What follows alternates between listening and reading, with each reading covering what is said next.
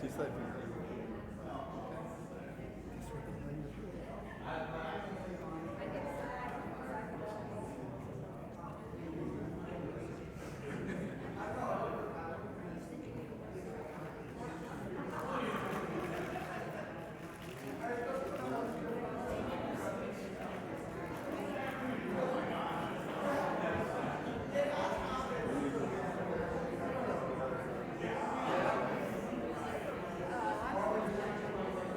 Oh, okay.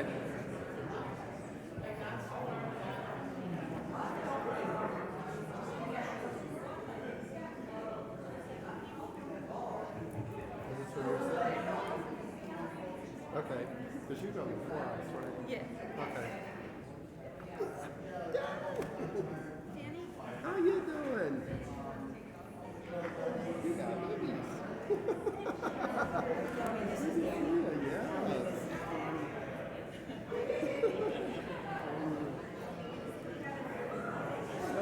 So great to see that.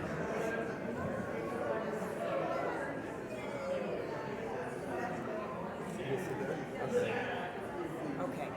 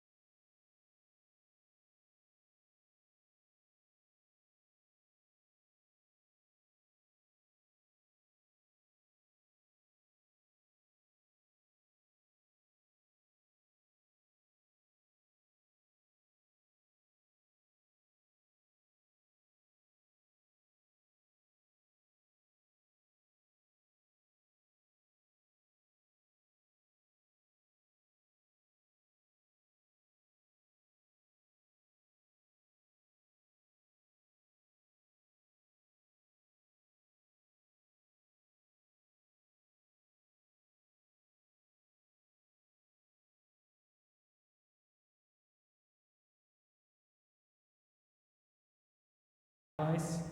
Tonight, we celebrate and honor transgender, non-binary, and gender non-conforming people that we have lost for living authentically and courageously. In behalf of the Aurora LGBTQ Advisory Board and the Hope United Church of Christ, welcome. My name is Fred Llanos, a pioneer member of the Aurora LGBTQ Advisory Board and the founder of Prism Peer Group. I will be your host this evening. To begin our celebration, may I call in the chairman of the Aurora LGBTQ Advisory Board, Zachary Bishop, for his opening remarks.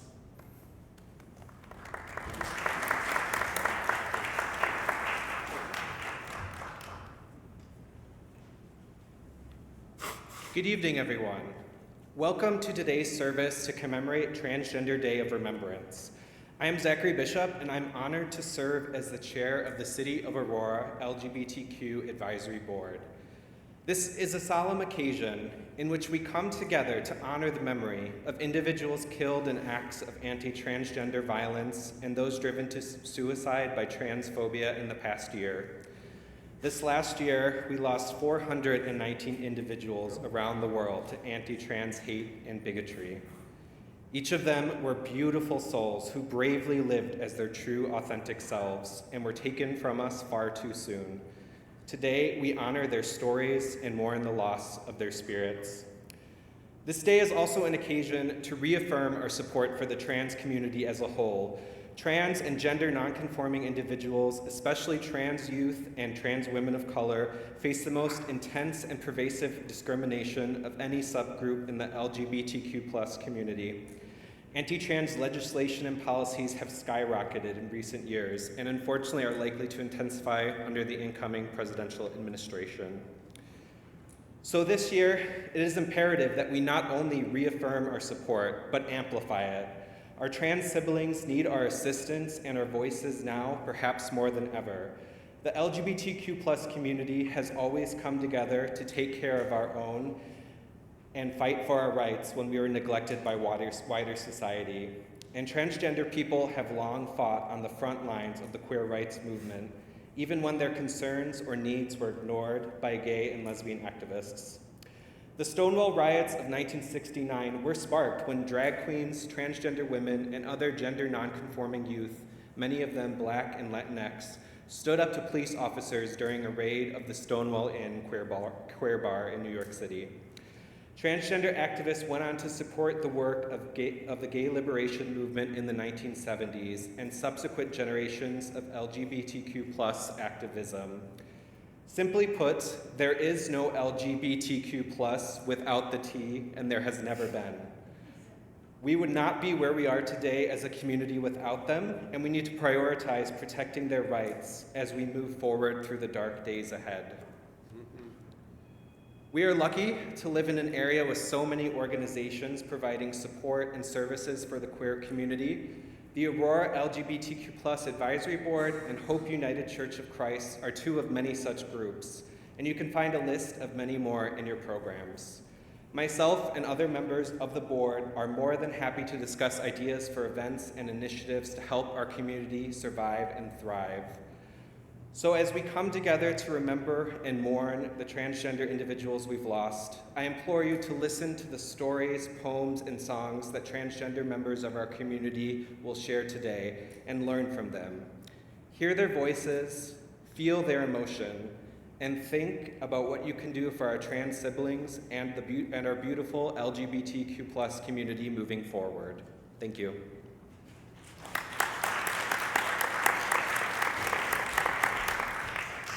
Thank you so much, Zach. This event won't be possible without the support of Hope United Church of Christ. To give a few words, let us welcome Pastor Walter Carlson.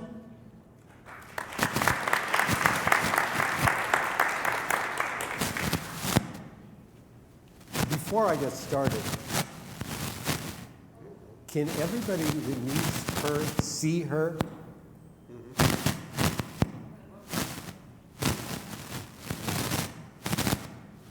Can you move? I mean, get you someplace more prominent? Sure, we're signing. Ed, is that me making noise or? Yeah. That's not the kind of joyful noise I want to make.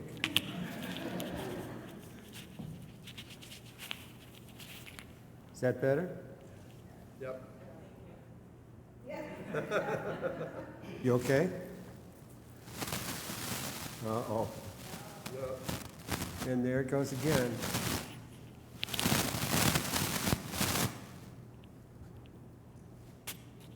Why didn't I start planning this to start with? Is that better? Can you still hear me?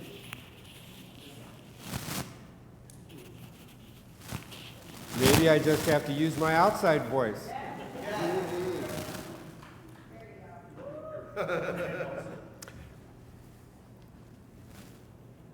I.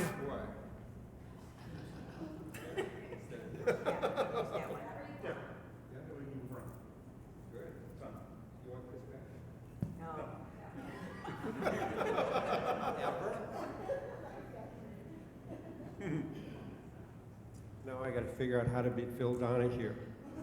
Oh, some of you are way too young to know who Phil Donahue was. I am going to spend a little time telling you how important you are. Because I'm going to bet that there have been times in your life when you haven't been exactly convinced of that.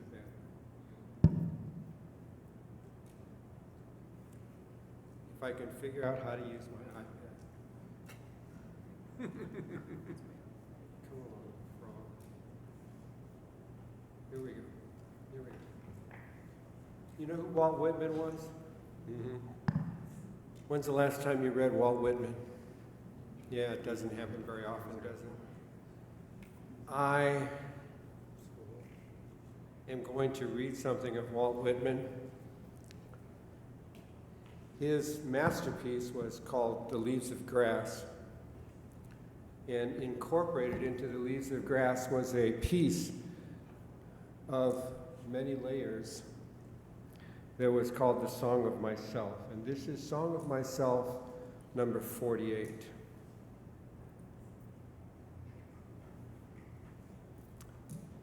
I have said that the soul is not more than the body. And I have said that the body is not more than the soul. And nothing, not God, is greater to one than oneself is. And whoever walks a furlong without sympathy walks to his own funeral dressed in his shroud. And I or you, pocketless of a dime, may purchase the pick of the earth. And to glance with an eye or show a bean in its pod confounds the learning of all time. And there is no trade or employment, but the young man or woman following it may become a hero. And there is no object so soft, but it makes a hub for the wheeled universe. And I say to any man or woman, let your soul stand cool and composed before 1,000,000 universes. And I say to mankind, be not curious about God, for I, who am curious about each, am not curious about God. No array of terms can say how much I am at peace about God and about death. I hear and behold God in every object, yet understand God not in the least. I see, I understand who there can be more wonderful than myself. Why should I wish to see God better than this? I see something of God each hour of the 24, and each moment then. In the faces of men and women, I see God. And in my own face in the glass, I find the letters from God dropped in the street, and everyone is signed by God's name. And I leave them where they are. For I know that wherever I go, others will find them punctually and come forever and ever.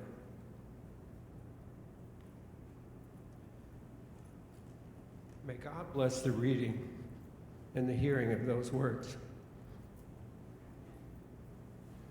I usually say that after Scripture, but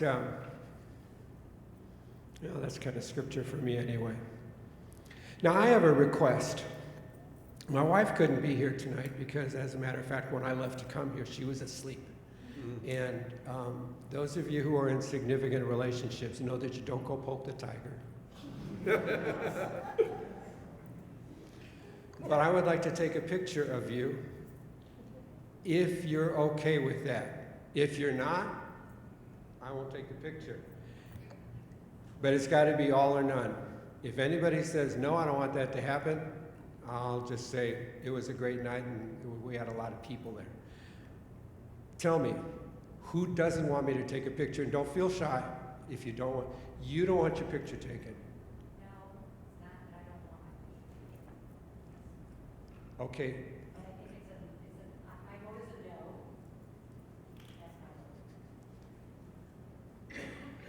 Please say that again. Sure. So it's not that I don't want my picture taken, but if you're asking for my opinion, then my vote would be no. That's good. That's a no. That's all it took. So then I'll just talk and you'll have to listen to me for a while. I was going to give you an out, but it's all right. It's all right. It's all right. Did you hear those words that I read?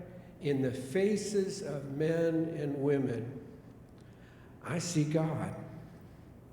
I see God. I see God. I see God. I see God. I see God.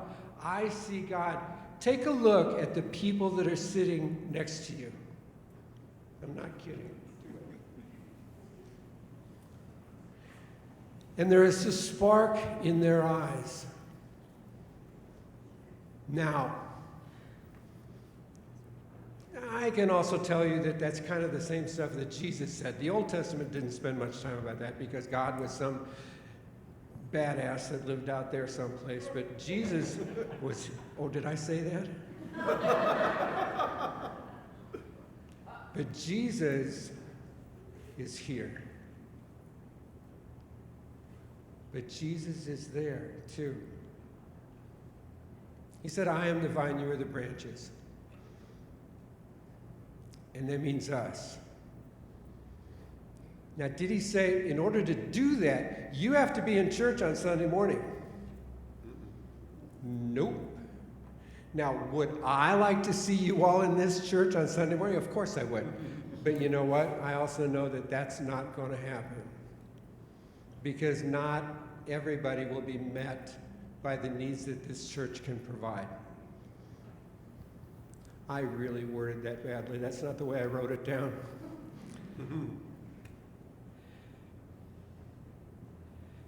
You are a shining reflection of the love, the grace, the power, the openness, the transcendency of Almighty God. Each and every one of you. Neil deGrasse Tyson, with whom I have lots of issues and really want to get into a discussion at some point, and that's never going to happen. Unless somebody knows him and can get that hooked up for me. But one of the things that he has said, and Carl Sagan has said the same thing, we are made of stardust. Actually, Crosby, Stills, and Nash sang the same thing with, well, anyway. You're made of stardust. You are made of God. You are made of a light that continues and won't ever go out. In the book of John, we read that a light shines in the darkness, and the darkness can never put it out.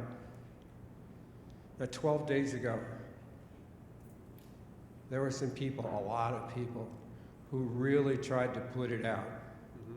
It's not going to happen. Is it? That was seriously weak. It's not going to happen, is it? No! That's right, because that's not the way that God works. God brings light, doesn't take it away. You live in God. Whether you know it or not, you live in God. Whether you love God or not, God loves you. And so do the rest of us.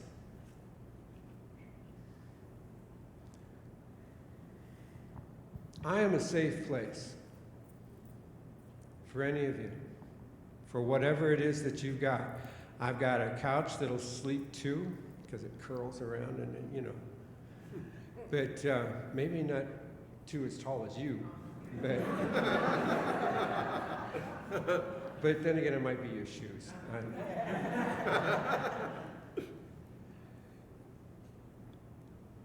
But we are, my wife and I, are a safe place. Who else is a safe place in here? Come on, get them up high. There you go. If you are threatened at some point, you know who to go to, don't you? If you don't know who to go to, call this church. Or call one of the members of this church, members of the church, partners of the church. Raise your hands. Look at all those people. They are safe. They are safe. They will hold your name in their hands and in their mouth as if you were precious, because guess what? You are. In the faces of men and women, I like that shirt. In the faces of men and women, I see God. Turn towards somebody right now and recognize God.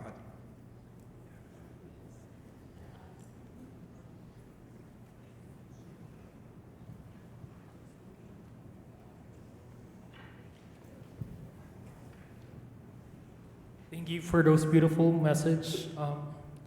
Our first speaker tonight is one of the original board members of the LGBTQ Advisory Board. She is an elder trans woman, activist, adventurer, consultant, and a retired bus mechanic. I'm proud to call her a friend. May I call in Ms. Pauline Spica?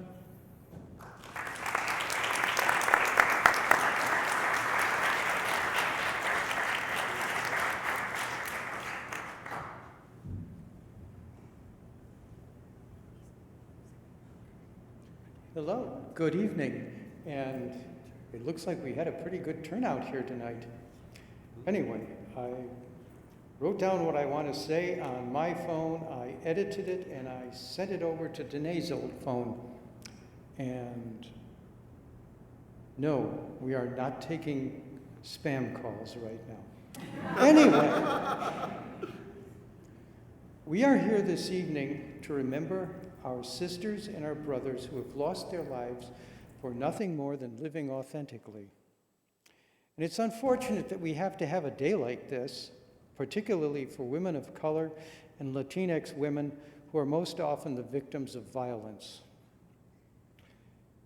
And also the young members of the trans community who struggle too.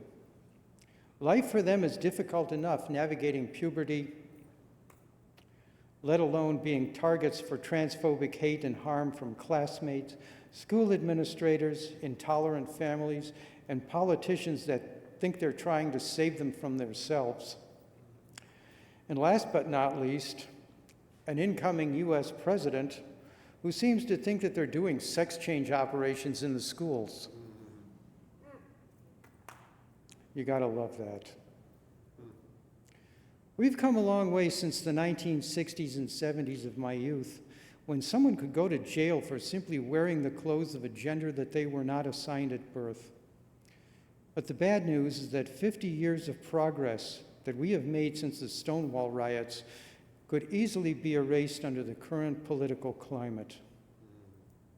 While transphobia is nothing new,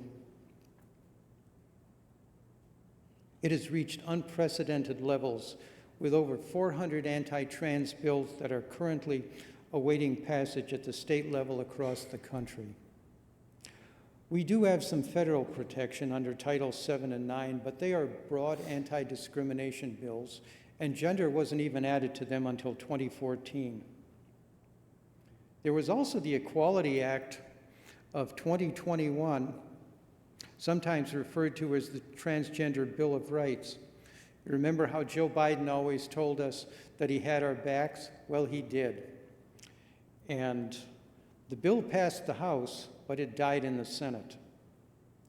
And this last election was not the least bit kind to us. The party of Trump spent $215 million on hate ads, targeting us as boys playing girls' sports and men in a dress in the bathroom issues. They swept the election, so unfortunately their hate campaign worked. So where were our champions in this last election? Instead of embracing us, we were the elephant in the room. They threw us under the bus because transgender issues don't win elections. The Republican hate mongers were more outspoken and they won. But the good news was that 2 transgender candidates did run and win. Zooey Zephyr retained her seat in the Montana State Legislature, and Sarah McBride became the first trans woman elected to the House of Representatives from the state of Delaware.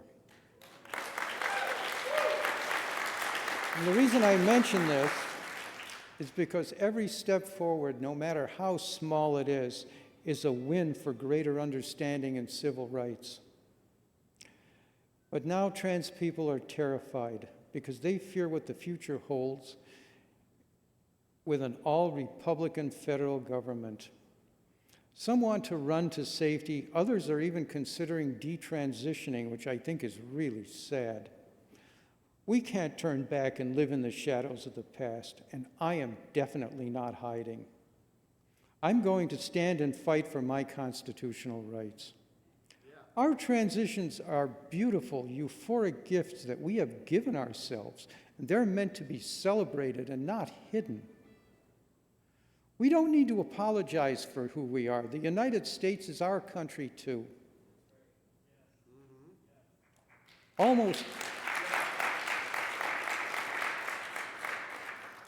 Almost half of our brothers and sisters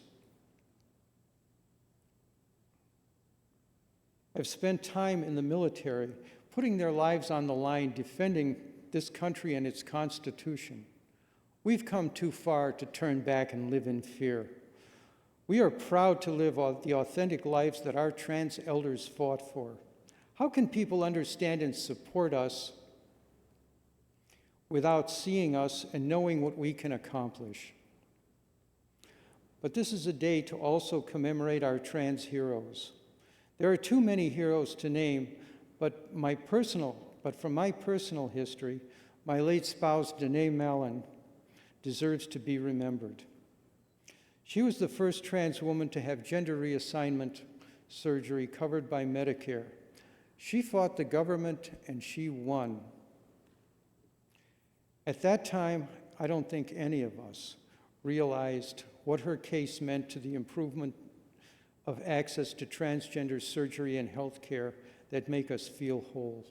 Thank you so much, Danae. I love you.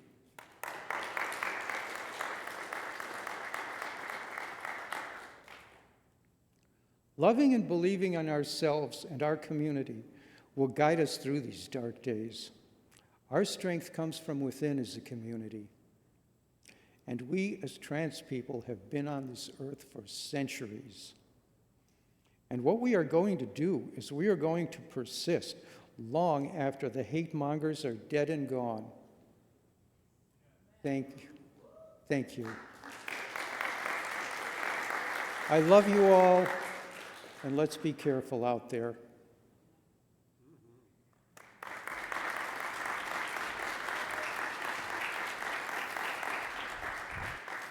Thank you for that moving message, Pauline. I just want to share that we actually started a scholarship fund under Danae Mallon, Pauline's lead partner. For more information, we have flyers on the back if you want to decide to help us out in funding this. Next, we have a proud and loving mother to her trans daughter. She's going to share some of her daughter's writings with us. From Peak Flag of Geneva and Tri-Cities, let us all welcome Elaine McClure.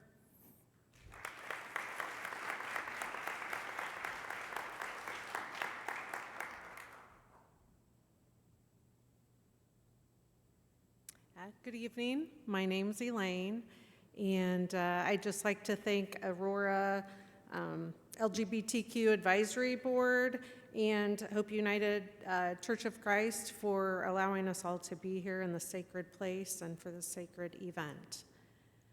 I'm the mother of 3, and my youngest came out as trans 3.5 years ago.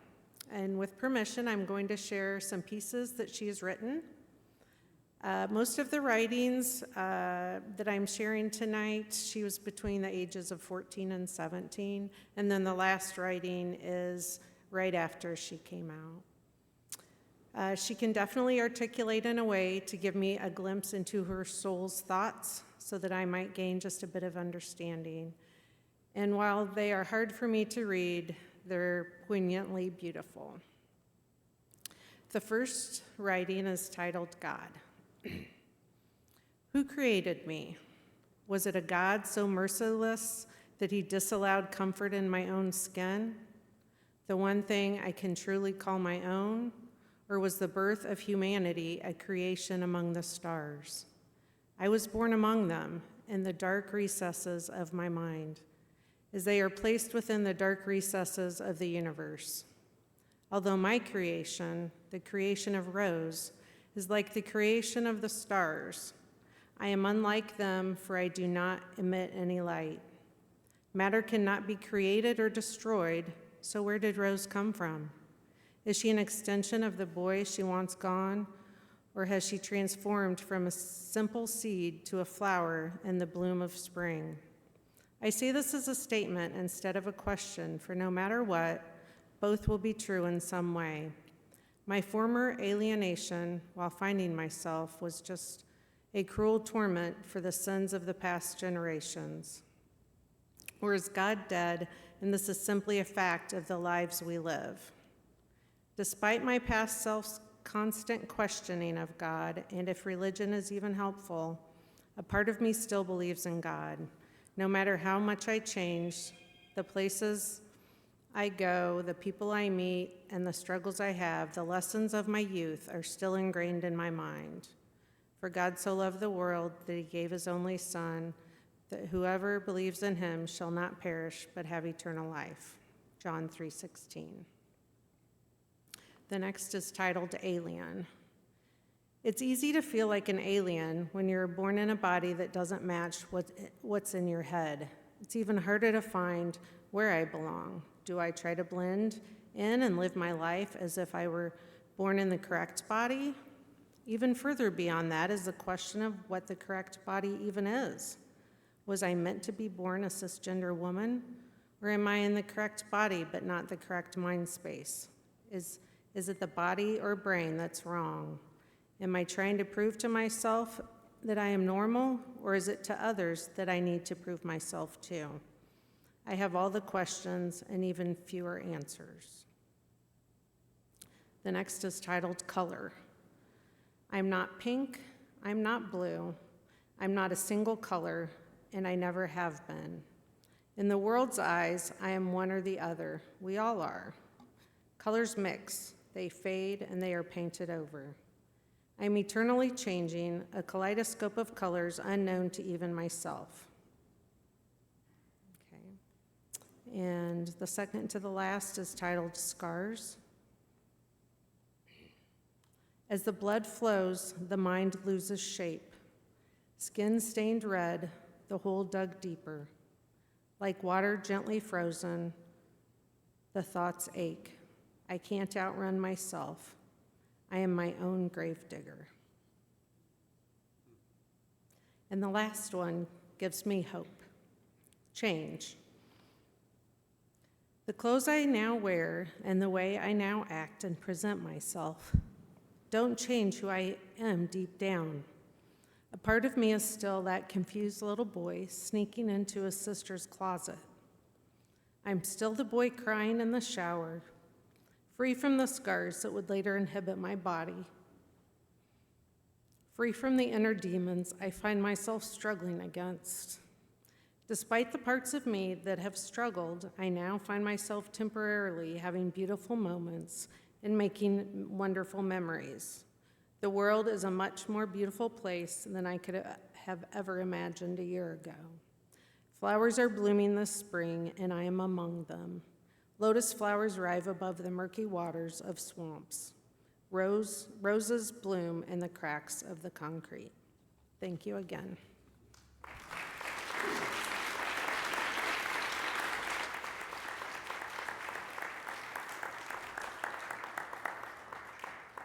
Thank you so much. If you guys want to learn more about PFLAG, feel free to approach Elaine after this. And also, Aurora's really talented, the LGBTQ community. We are planning to start our LGBTQ literary magazine coming around Pride Month, so watch out for that.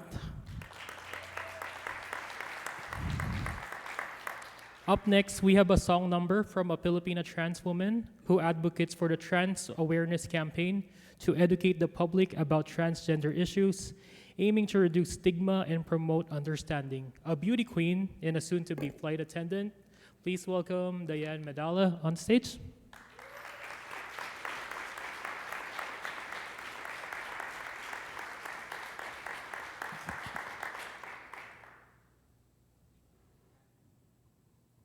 Hi, my name is Diane, and if you ever question yourself if you're worthy, always remember that there's a hero within you.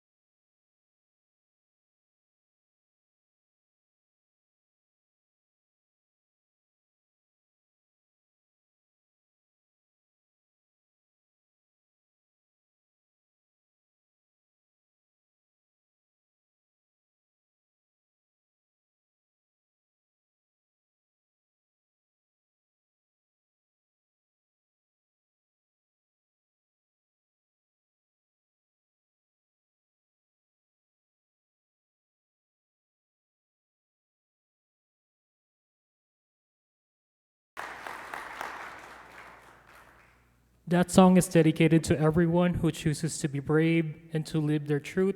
You are the true heroes.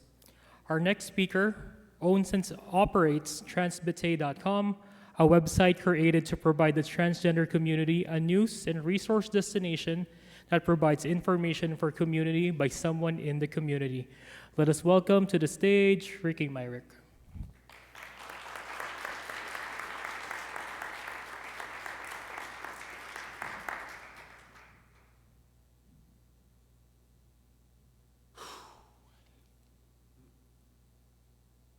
Good evening, neighbors, honored guests, and friends. My name is Ricky, and it's an honor to stand before you today on Transgender Day of Remembrance, a day etched in sorrow, a day that forces us to confront the harsh reality faced by many transgender siblings of mine. For me, this day holds a particularly poignant meaning. You see, I'm transgender. And while I stand before you, finally living my authentically is my true self, this journey has been long and often painful. For 55 years, I lived a life shrouded. This journey has been a long and often painful one, but the shrouding and secrecy, I moved from city to city, from state to state, always hiding, always pretending. Aurora is just the latest stop on a lifelong search for belonging. Like many transgender people, I've worn a mask, not to deceive, but to survive. Today we remember those who were not so lucky, those whose masks were brutally ripped away, whose lives were tragically cut short by violence and hate. According to the Human Rights Campaign, at least 32 transgender and gender nonconforming people have been killed in the United States this year alone. These are just the cases we know about. Behind these statistics are real people, sons, daughters, siblings, friends. People who loved, laughed, and dreamed just like us. These numbers haunt me. They haunt me because I see the faces behind them. You see, in my own journey towards authenticity, I started a website to share news and stories from the transgender community. It was meant to be a beacon of hope, a platform for celebration, but all too often, it becomes a chronicle of our losses. I remember one story in particular. It was about a young girl, just 14 years old, named Polly Likens from Sharon, Pennsylvania. Her life, full of promise and potential, was stolen from her. And what for? Because she dared to be herself. A young girl full of life who had just wanted to be herself. Her life was brutally taken, her body discarded like she didn't matter. Polly's story is tragically not unique. In a study focusing on transgender homicides here in Chicago, it was found that Chicago's clearance rate for these cases remains at an alarmingly low 14%.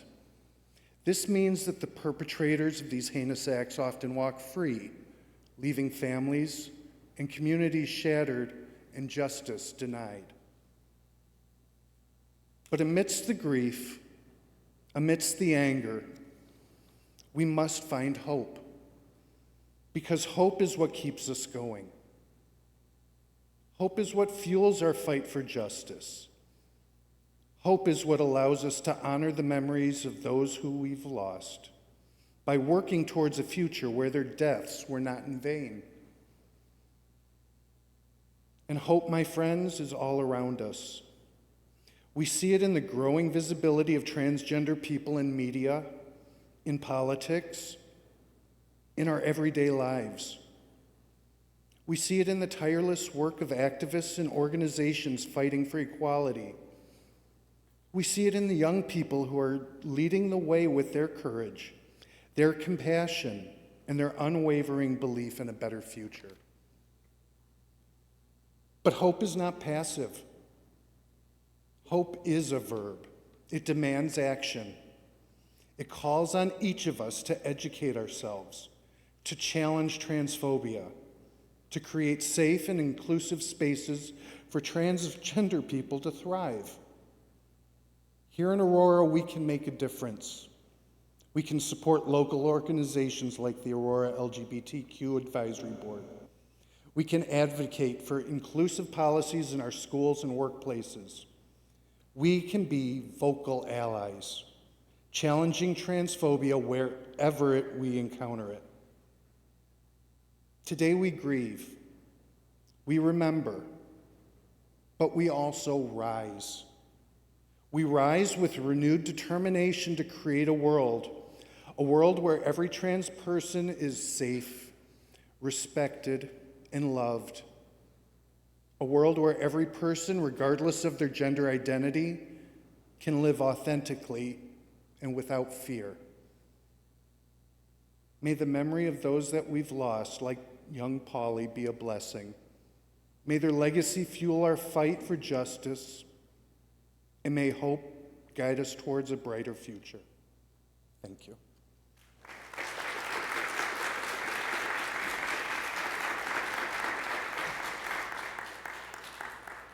Thank you for those moving words, and thank you for sharing.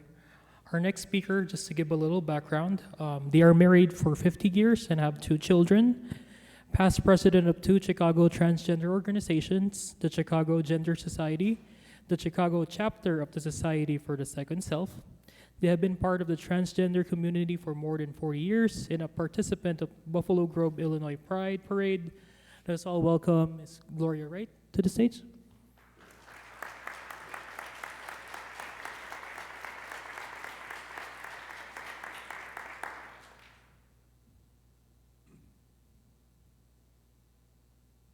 Good evening. I forgot that someone was going to say those things about me, so I wrote them again. My pronouns are she, her. As was just stated, I've been out to the transgender community for more than 40 years, so I've seen a lot of things, so I kind of want to talk a little bit about that. Been married to a wonderful woman who's videotaping me now. It's not videotape, it's recording. But my wife of almost 50 years, she's stood.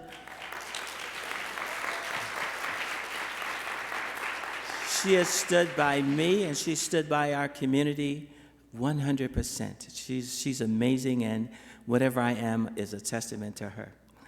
We have 2 grown children who knew about me from very, very early on because I'm not good at lying, and so I wanted them to know what was going on with me. As was stated, I'm a past president of 2 different gender organizations. Both still exist. One's called the Chicago Gender Society in Chicago, and the other is called the Kite Chapter of a group called Trias, Society for the Second Self. I'm a supporter of the Buffalo Grove Pride Project, who sponsors a parade in Buffalo Grove, Pride Parade in Buffalo Grove. So I'm still involved in the community, but I'm retired from work, and I try to retire every way that I can, but there's still so much work to be done. So I thought I wanted to talk about, for people who may not know, what came before? Where were we in the past? So I have some slides here, and when I decided to do this, I had an idea of what I wanted, and it changed over time, so I'm going to ad-lib some of it. This is 1969, Stonewall riots.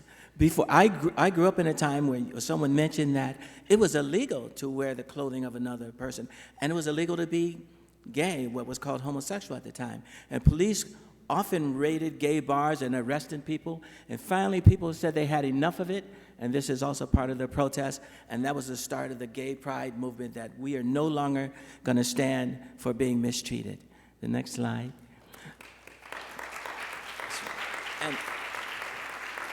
And that's going to be part of my message today, that yes, we have a lot of bad people in power now, but I'm not going to be despondent. We're going to fight. We're going to fight them. This is the first transgender reassignment surgery that was in 1922. This is someone, I forget it, this is Dora Richter. She had gender reassignment surgery in 1922 and 1931 in Germany. Germany at one time was more receptive to people who were different till the Nazis came. When the Nazis came, she actually had to flee Germany and run away. This is Christine Jorgensen. Does everyone know who Christine Jorgensen is? She was the first famous person who had gender reassignment surgery. And this is in 1951 and 1952. The next one, yeah, that's her. That's her. And could I have the next slide? She actually visited Chicago, let's say in the 70s or 80s. And this is a convention that we put on, and she came to it. But she was someone who made the world aware that people like us existed. Can I have the next slide? This is Virginia Prince. Anyone know who Virginia Prince is? She's the mother of transgender groups in America. And she actually published she had a publication called Transvestia, because that's what we were called at the time. And she sent this newsletter around the country. It was considered pornography at the time, and she was prosecuted and found guilty for disseminating pornography. And so she wasn't allowed to go out in public as herself unless it was related to business. So what she started doing is she started going on television talk shows because she was allowed to do that. And that's how so many transgender people learned that there were people like themselves. And she started one of the first transgender groups in America. This is just me. I went on a show one time, so forget that. Okay. I exist in two forms. I consider myself a two-spirit person, so often I'm presenting as a male. And when I was working, that's what I did. But they had an event where they wanted us to play a role and they gave me a female role, and I said, I can do that. So that was me, and I won a prize for it. But they forced me out of the company. I had to leave that company because of that. But they gave me a severance package, a year severance, and I found another job right away. So screw them. So these are just some slides that talk about the first conventions, transgender conventions that were held in Chicago. This is in 1985. Just letting you know how long ago that happened. Can I have the next slide? This was Gateway Gender Alliance, one of the first trans groups in the area. And that's the president. Some people were there. One of the presidents. Go ahead. And this is back in the day. This is like around early 1980s when we were part of the Pride Parade in Chicago. Because in the beginning it was gay pride, but the T was not involved. So we were one of the first groups to start being involved in the Pride Parade. Go ahead. Next one. These are just some officers in that group. Oh, okay. The person in the middle is a trans man. So our first board, our first president was actually a trans man. In the Chicago trans community, you don't find a lot of trans men involved. So our first president was. Okay. That's just me, I think. Just to let you know, that was 1986, and this was one of our events. Okay, next slide. I just moved trans people all over the world. I got to visit Japan, and these are trans people in Japan. They're just like us, but they just speak Japanese. This was an event we had in Saugatuck, Michigan in the early 80s or mid 80s. So you see these people in the next slide. We were in a restaurant in Saugatuck, which is a gay open area, but we got thrown out of that restaurant. They said, we don't want you here, and they actually I'll never let anyone throw me out again, but they threw us out of that restaurant. That's what they could do back in those days, okay? And this is us at the Pride Parade again. And we used to have trans events spread all around the country. This one was in Ohio. And the reason why I want to mention Ohio, I'm going to pass this around later. Today, there was a march in Columbus, Ohio, with people, I'm going to pass this around, people displaying swastika signs. This is what we've come to these days. Yeah. Okay, next slide.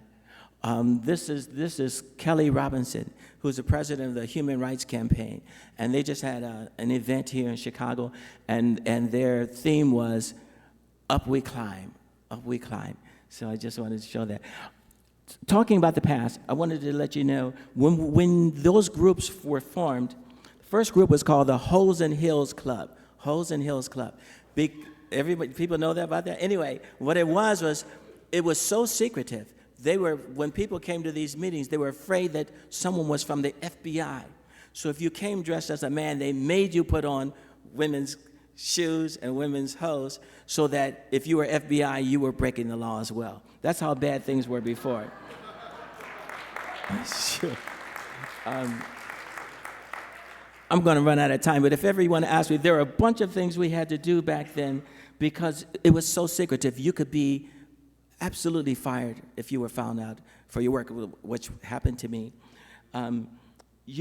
Violence was expected. Everywhere you went, you were always at risk.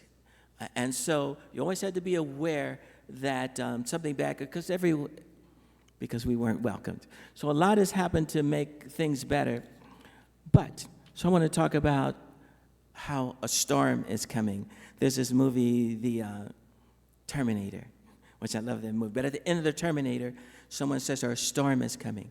And it seems like a storm is here already with the past election, but there's more coming. And so there are two things you can do. You can run and hide, or you can prepare for the storm. And so what I want to say is we can continue to live our lives the way we deserve to live our lives. And I want to give a story about that. Believe it or not, I belong to a gun rights club, a gun rights club. Why do I do that? Because I feel we're at risk, and I need to know what I need to do to protect myself. This group I go to, there are a lot of people, imagine, who would not be happy with someone like me. So I tend to go to that meeting in my other form. And I'm going to mention someone who's here, a friend of mine. Brianna, can you stand? A friend, if you don't mind. This is Brianna. This is a girlfriend of mine for many, many years. She wanted to come to our meeting. And I thought, I don't know how that's going to be taken by these gun people. So actually, I brought some protection for myself and her. But she came and she walked in like she owned the place. She walked in like she belonged there, and this is her country, and she wants to come to this meeting. Here I am, and screw everybody. And I was really amazed because I was too afraid to come as myself. But she came, so the lesson I learned was that you should always feel that you have a right to be you. Go where you want to be. Don't let people make you hide away and run and be ashamed of yourself. So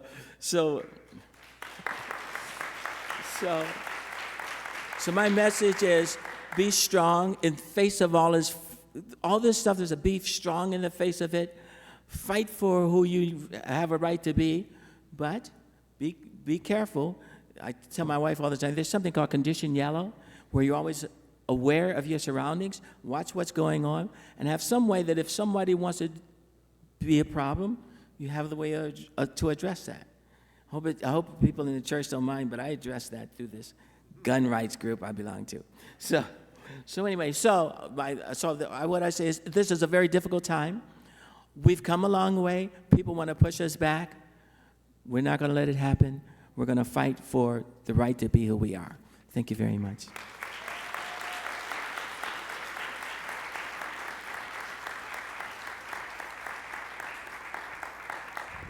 We are here and we're not going anywhere. Thank you, Gloria. So who is ready for another song number? Next, we have an Aurora native, born and raised. He's an inspiring R&B singer with a splash of attitude. He's inspired by the musical stylings of Mac Ayer, Sam Smith, P.J. Morton, and Billy Porter. He enjoys the androgynous aesthetic, celebrating individuality, and living in community with his people. After getting his start in singing in the church, he is now forming his own path, sharing his music that inspires and expresses that which cannot be put into words, that which cannot remain silent. Today, he will be singing Bridge Over Troubled Water by John Legend, a beautiful song that speaks on the power of unconditional love. Let's hear it for Miles Barnes.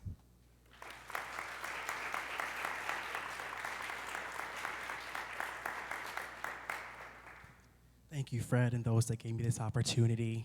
As I was trying to prepare what kind of song I would even sing for a moment like this, it was really hard, just because I don't think there really is anything that you can say that would cover the violence or just everything that transgender men and women have gone through.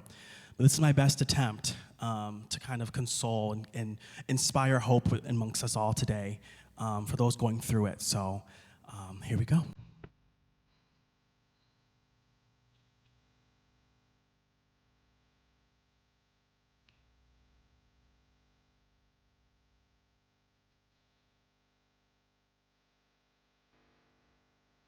When you're weary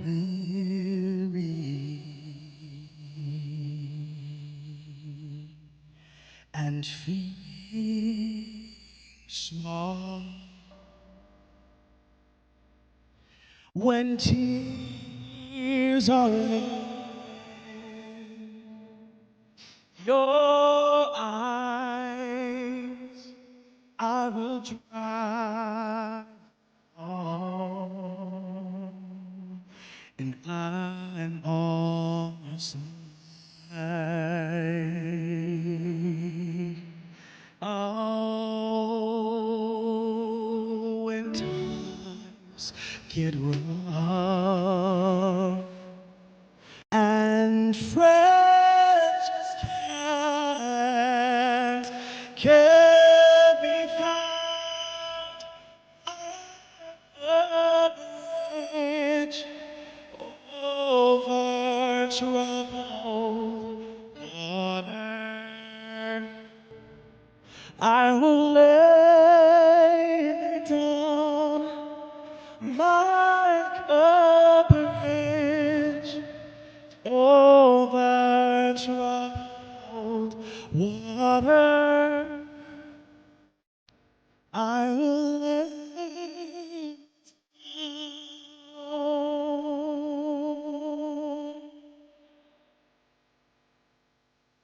Yeah, yeah.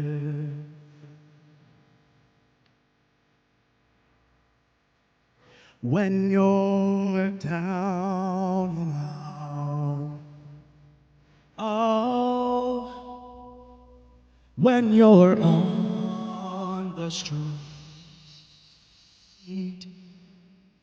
when evening falls so hard, I will comfort you, and I'll take you part. Oh, when times get rough and pain is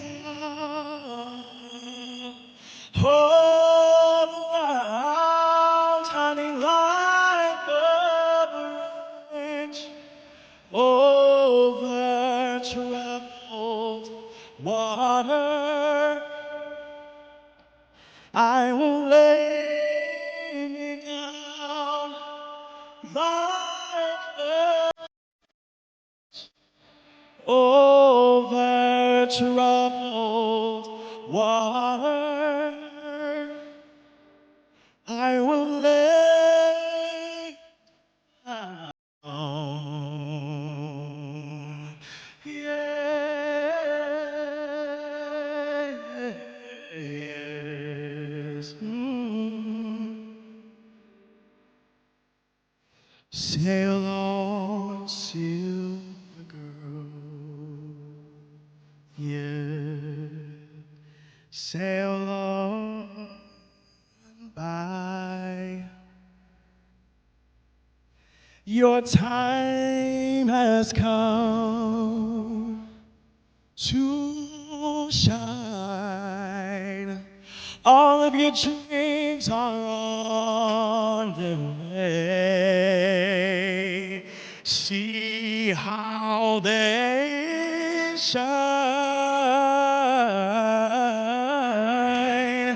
If you ever need a friend,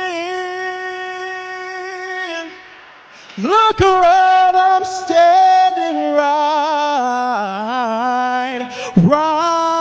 behind, honey, like a bridge over troubled water.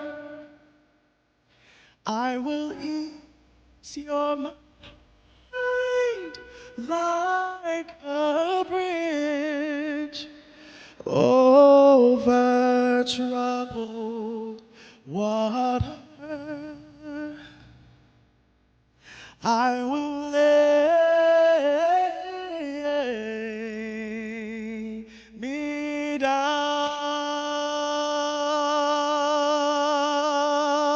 yeah,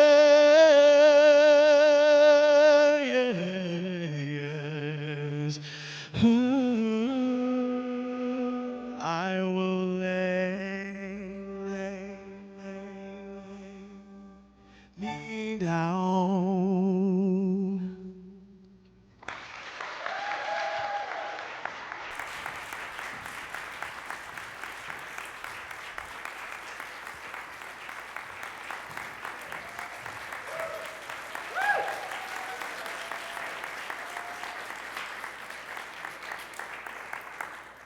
Thank you, Miles, for that soulful performance. Hope United Church of Christ has been an ally for the community, and some of their members wanted to participate in our program. May I call in Jay for their song number and poem reading?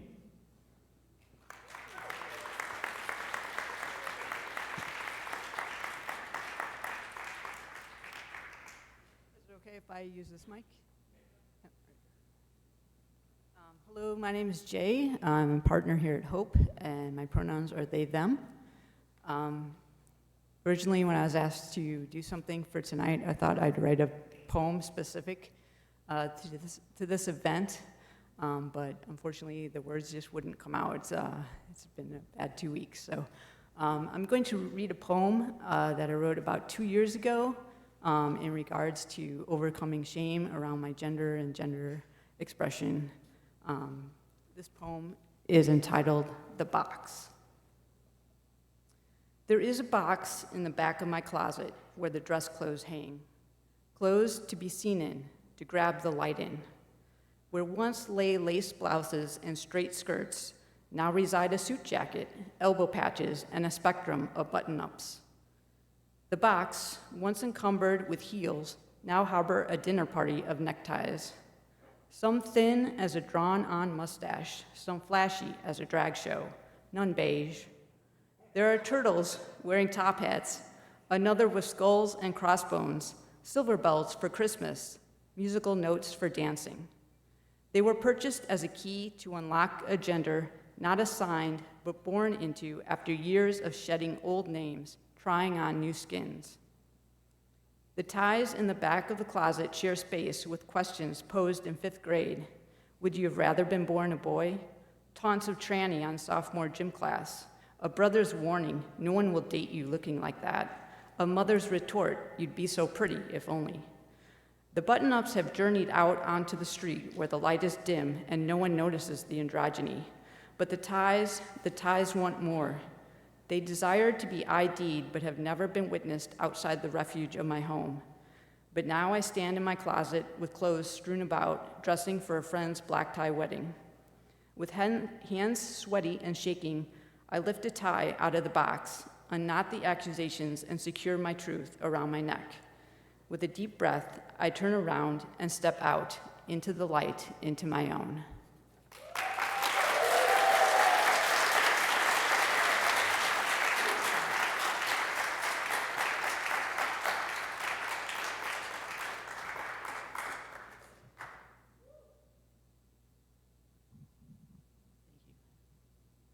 Thank you. Is this on? All right. Yeah. All right.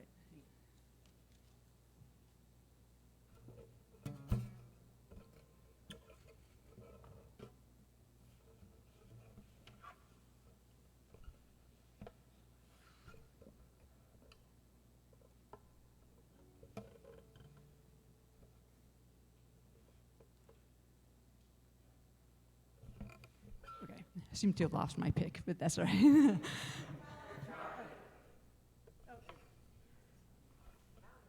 Thank you. All right, I'm going to sing a song by an artist named Rabel, and he is a gay man who wrote a song in allyship with the transgender community. There's a great version of this on YouTube that's sung by the Los Angeles Trans Choir, and I highly recommend it. Again, the song is called The Village.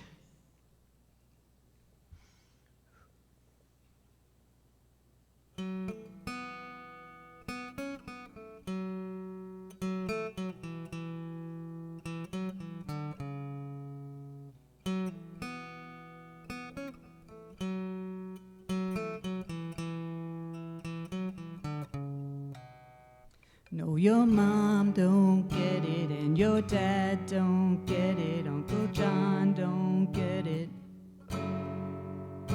And you can't tell Grandma 'cause her heart can't take it, and she might not make it. They say don't dare, don't you even go there, cutting off your long hair, you do as you're told. Till you wake up, go put on your makeup. This is just a phase you're gonna outgrow. There's something wrong with the village, with the village. Oh, oh, they stare in the village, in the village. Oh, oh, there's nothing wrong with you. It's true, it's true. There's something wrong with the village, with the village. There's something wrong with the village. Feel the rumors follow you from Sunday all the way to Friday dinner. Got one day of shelter, then it's Sunday, hell to pay, you young lost sinner. Yeah, I've been there, sitting in that same chair, whispering that same prayer 500,000 times.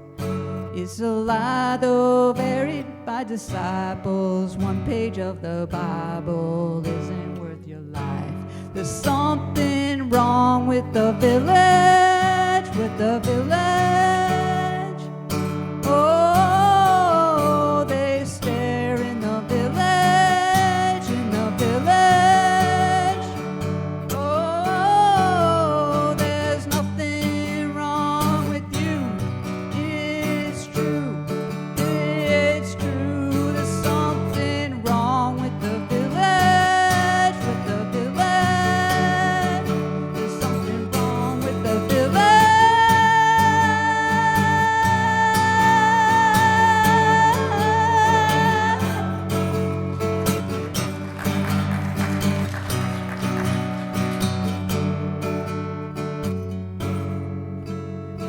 There's nothing wrong with you. It's true. It's true. There's something wrong with the village, with the village. There's something wrong in the village. Thank you.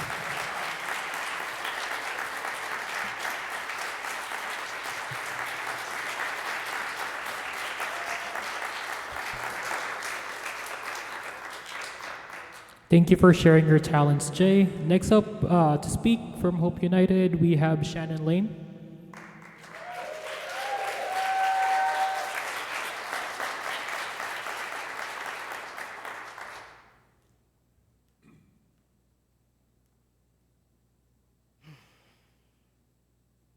Wow, what a beautiful crowd. When I was asked to speak for today's event, I was hesitant to say yes, because I was focused on my own insecurities about speaking in public.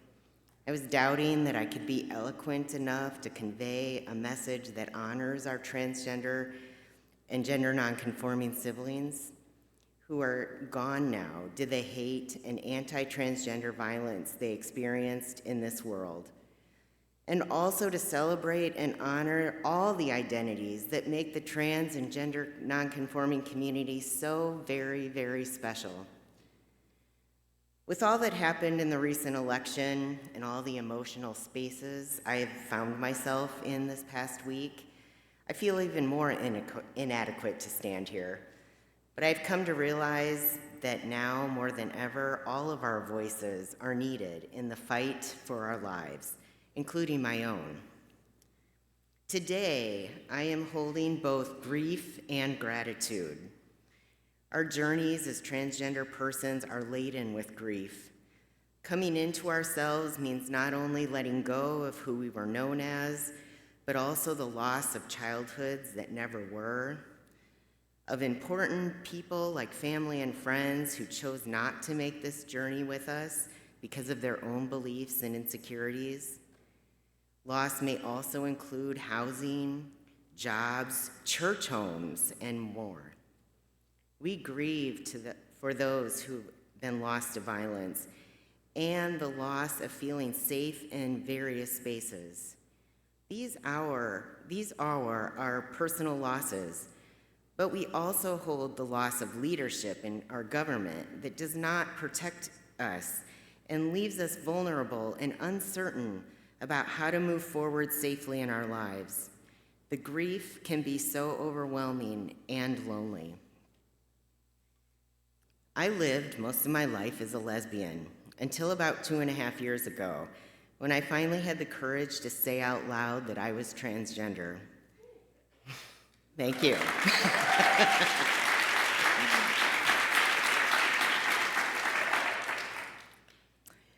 Once I gave attention to this part of me and gave myself permission to explore what this really meant for me instead of pushing it down, I was able to start taking action about honoring who I was in all the various parts of my life. I've experienced incredible gender euphoria right alongside of the many losses. Gratitude and grief go hand in hand.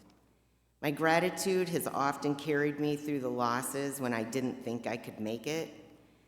It helped me remind me that all was not lost. When I look back on this journey, I almost do not recognize myself. I have had the good fortune of creating a chosen family that surrounds me with such love and support. I've had a career as a therapist at Partners in Pride Wellness Center that I am passionate about, and a church home, shout out to Hope UCC, that has helped me redefine my spirituality and stand firm in knowing that the divine is surrounding me with love and light, especially when I'm overwhelmed with pain. I will have to say, however, that during this time, I was operating in the background of things, often catering to others and afraid of being too visible. What changed 2.5 years ago was this part of me could not be suppressed anymore. I attended the Philly Trans Health Conference online and had the opportunity to see and hear trans people who were secure in themselves, sharing their stories, educating the community on all sorts of topics, and making a difference in the world. I was confronted by my own desire to be myself fully with others and guilt for not having the courage to be honest with the people I loved. I had been holding myself back, and it was compromising my emotional and physical health. This nagging part of me needed to be heard, and I could not hold it back anymore. So at the end of that weekend, I verbalized it for the first time to my spouse, saying, I know I'm not female. I don't know what that really means, and I am scared. I have so much gratitude to Melody for being with me on this journey, along with my close friends and my church family. I am grateful. I borrowed courage from others who had gone before me and were living their truth. I feel better than I've ever felt in my life. My journey has not been a cakewalk, however. There has been and continues to be roadblocks of various types that have brought me to my knees and left me wondering, why did I open this door in the first place? My grief then surfaces again, overwhelming me. The answer to that question is simply, I opened this door because it was about living my truth so that others can live theirs. I have to remind myself in those moments, my vulnerability has created even stronger bonds with others, and I can actually let others care for me now. I then can move back into gratitude again. Our community is experiencing attacks of great magnitude. We gather here today to pay homage to those who have lost their lives for their expression in the world. Every year, there are more and more names than the year before, primarily transgender women of color. We gather at a time that is wrought with government attacks and policy that threaten our lives. These are scary times, and the injustice is great. It is important to give ourselves time to grieve and acknowledge all the losses, the feelings of anger, outrage, insecurity, and overwhelm. As humans, we tend to rush to soothing and shielding ourselves from pain. However, if we do not allow ourselves to feel the pain, we will not be able to come to know what else is possible. I encourage you to keep seeking the support of and company of friends, family, places of worship, or organizations like the LGBTQ Advisory Board of Aurora. We are a community that can hold one another up, grieve together, advocate for our rights, and continue to fight for justice. While we focus on helping one another, we help ourselves.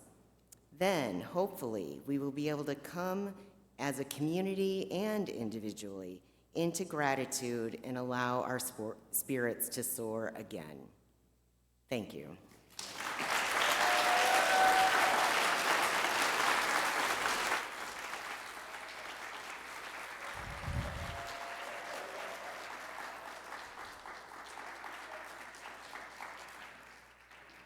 Thank you for those wonderful words. To honor those we have lost this year, we have an audiovisual presentation compiled by Trans Live Matters.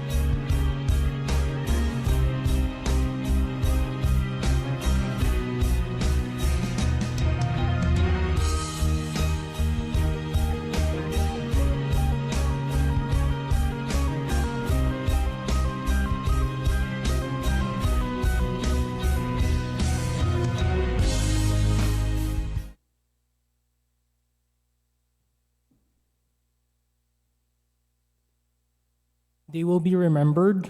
In their honor, let us continue to spread love, kindness, and acceptance.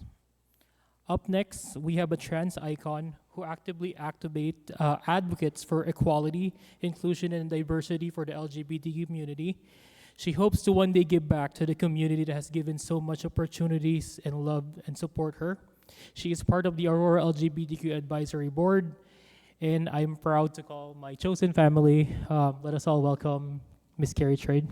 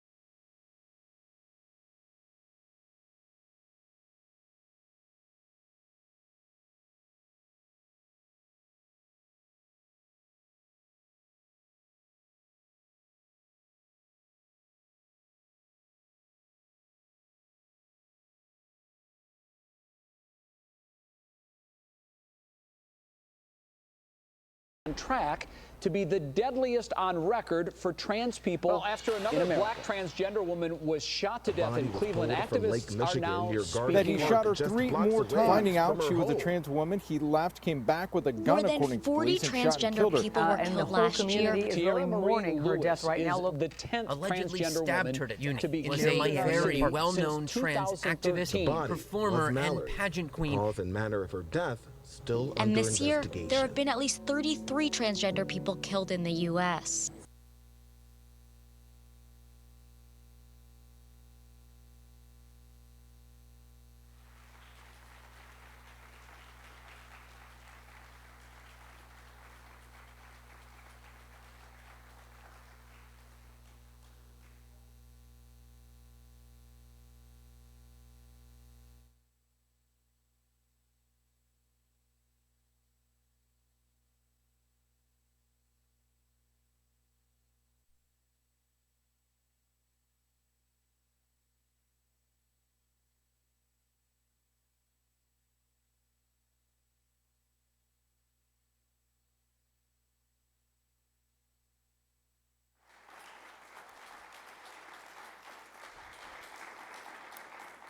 Thank you for that haunting performance, Carrie. Tonight, I invite you guys to line up here to help us in commemorating those that we have lost. We have feathers here prepared, each one with the name of a trans sibling that we lost. I ask you to say their name and stick the feather here as we transform this to a living art piece. As we are doing that, may I call in the Hope United Church of Christ, who will be singing for us. This art piece is inspired by angels, that when we lose them, they gain their wings and they become angels. Carrie, if you can lead us for the first feather, and if we can line up here and one by one put a feather to those wings. Thank you.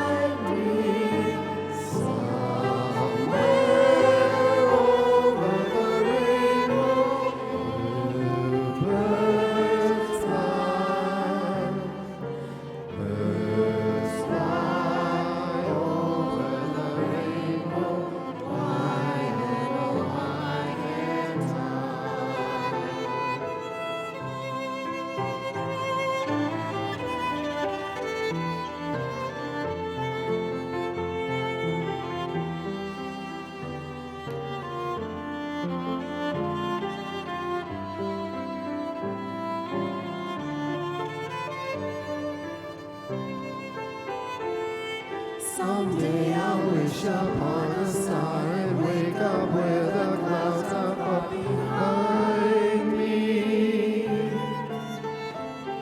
where troubles melt like lemon drops away above the chimney tops. That's where you'll find me, somewhere over the rainbow.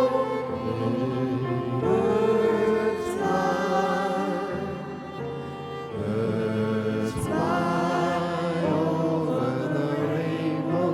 Why then, oh, why can't I? If happy little bluebirds fly beyond the rainbow, why, oh, why can't I?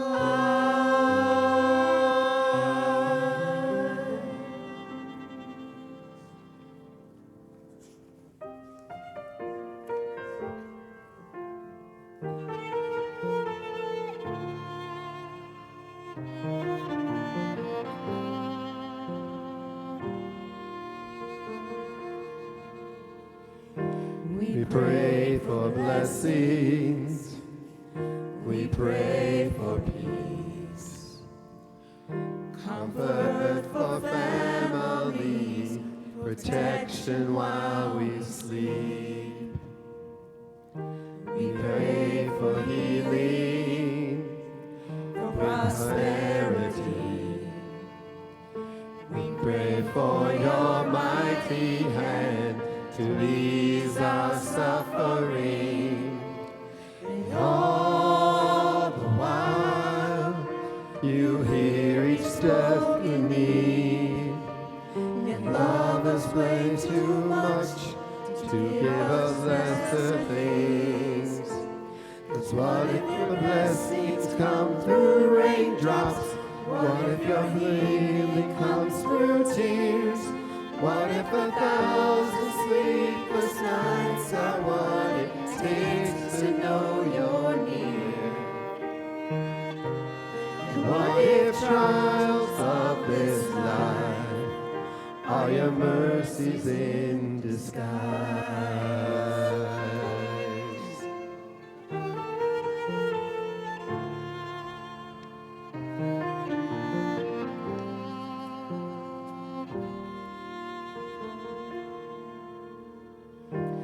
We pray for wisdom, your voice to hear, and we cry in anger when we cannot feel you near.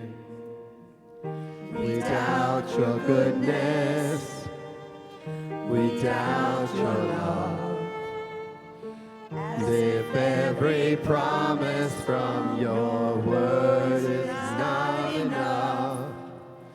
And all the while, you hear each desperate plea, and long that we have faith to believe. 'Cause what if your blessings come through raindrops? What if your healing comes through tears? What if 1,000 sleepless nights are what it takes to know you're near? What if trials of this life are your mercies in disguise? When friends betray us and darkness seems to win, we know the pain reminds this heart this is not our home.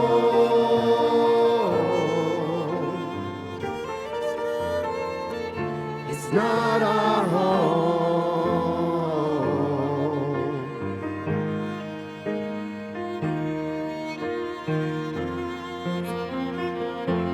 'Cause what if your blessings come through raindrops? What if your healing comes through tears? What if 1,000 sleepless nights are what it takes to know you're near? What if my greatest disappointments or the aching of this life is the revealing of a greater thirst this world can't satisfy. And what if trials of this life, the rain, the storms, the hardest nights, are your mercies in disguise?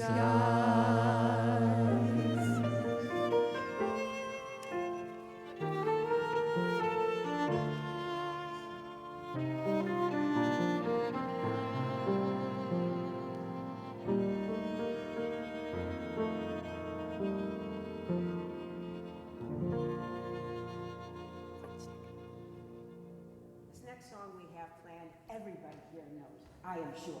Seasons of Love. So please join us because that's what we need right now.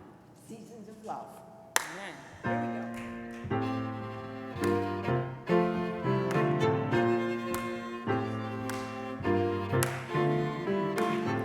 525,600 minutes, 525,000 moments of dear, 525,600 minutes.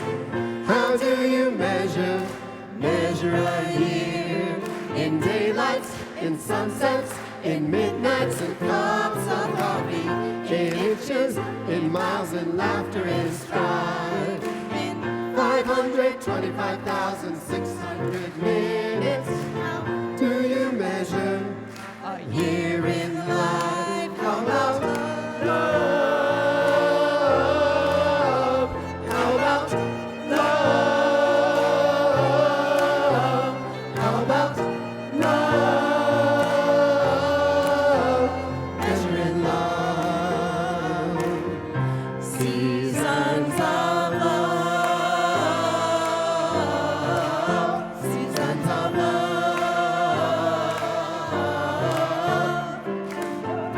525,600 minutes. 525,000 journeys to the land. 525,600 minutes.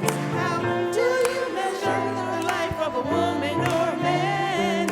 In truth that she learned, in the times that she cried, in the bridges he burned, all the way that she died. It's time out to sing out, for the story never ends. Let's celebrate another year in the life of friends. How about love? Remember the love.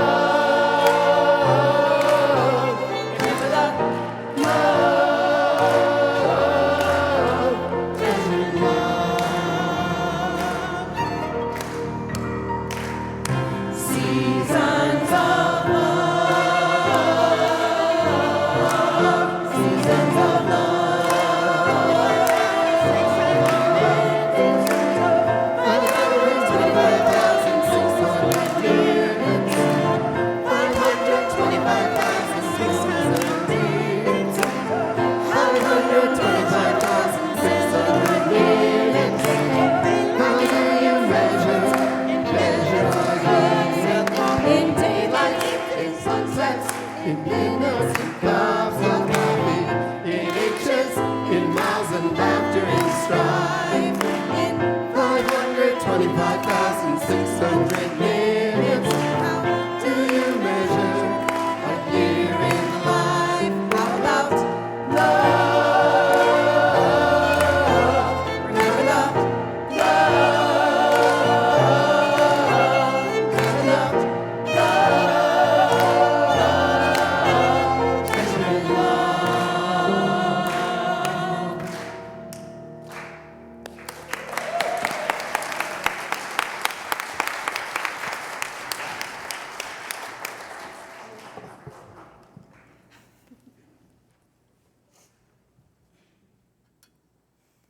Thank you so much for that incredible performance.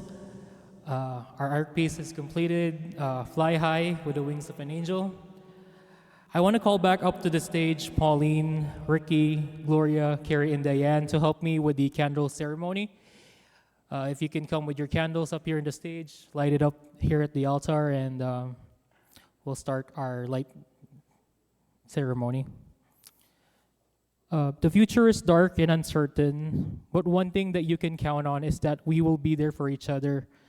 Let us be a light for each other. Let it shine. Pass on that light, that hope for a brighter future. Ladies, if you can come up here, grab the light, and pass it on to the crowd.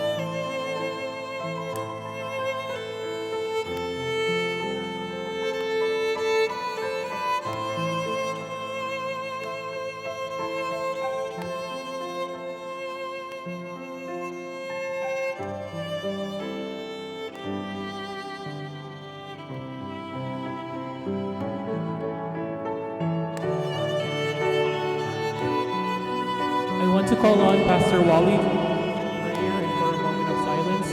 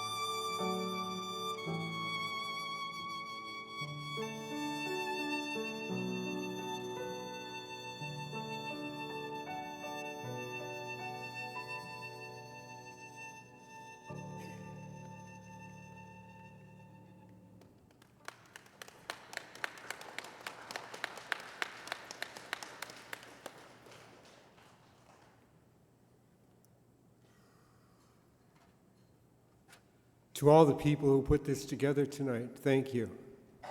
On behalf of Hope, both the church and just plain old Hope, thank you. Now, for those of you who are holding your candles at chest level or below, raise them.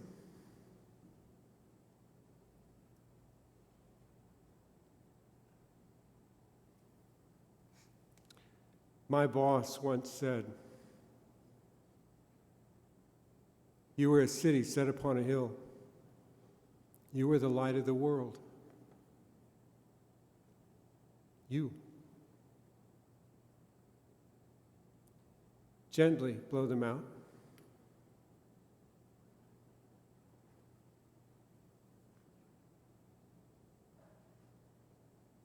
But the light doesn't go away, does it? No. No.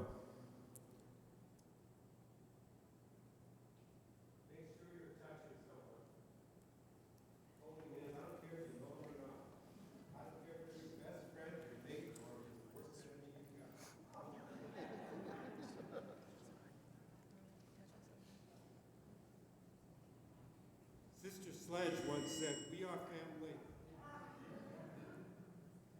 We are. Yeah. We will stand together. We have been built in severe body blow, yes? Yes. Yes. But are we down? No. Are we up? No. Absolutely not. How is our job different from what it was 14 days ago? It isn't.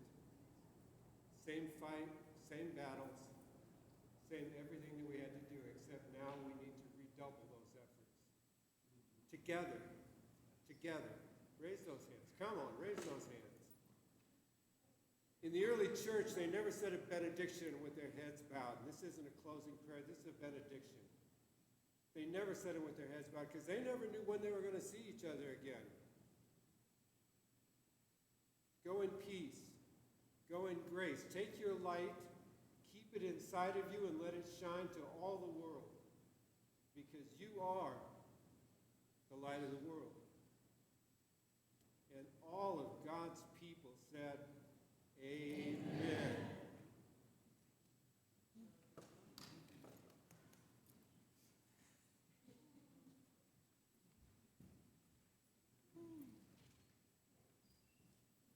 Thank you for attending Trans Day of Remembrance. Let us spread light, hope, kindness, love, and acceptance, and don't be afraid to be yourself.